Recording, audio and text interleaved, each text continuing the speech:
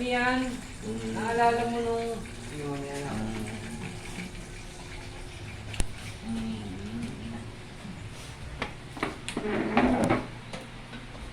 Ito siya.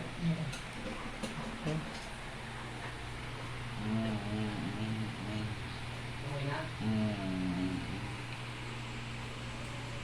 Lagi nagtatanong sa akin yan.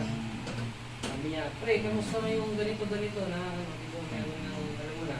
Kaya tayo nahihirapan din tayo eh. Dahil dun sa bagong panukalang batas eh. Tulad dun sa tawag dito. Yung pagbabago. Oo, sa modernization. Lagi siya nagtatanong sa akin. Yung modernization na ako na yun, pre. Hindi pa tayo apektado na.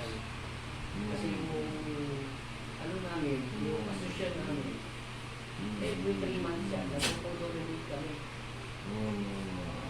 Maintindihan mo kami pagka ikaw na membro ka na yan kasi nakatanda na kami. Ito sa region niya, nababayad ka na doon. Binibigyan din natin yung kaya marami na rin namin wala nang gusto yun, nakakauli na lang kami kailangan namin mag-observe every 3 months para hindi kami mawalan ng linya. Kasi pagka hindi ka umattend ng consolidation ka ako niyan, yung membro, yung ano namin, yung grupo namin, matatanggal lang kami ng linya ka ako sa Kabgabin. Yun ang sinasabi ng gobyerno. Pero patungkol ka ako dun sa sinasabi na programa na babaguhin na yung tawag dito, yung modern jeep. Matagal pa ka ako yun. Matagal pang proseso yun. Hindi siya naniniwala sa akin nung... hindi siya naniniwala sa akin eh. Yung slot ko doon, ibibigay ko na sa kanya yun. Kakausapin ko na yung ano namin. Sa kanya ko na ibibigay yun. Pero magbabayad pa rin siya ng 2K doon kasi binayaran ko yun eh.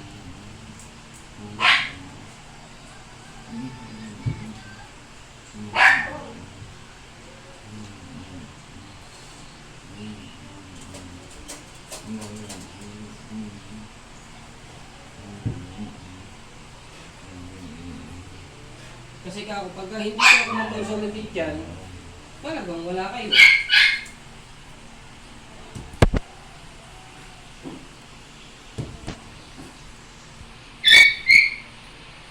Kaya siguro baka bukod sa akin, nagtatanong-tanong din yan sa iba. Kanina kasi binanggit siya eh.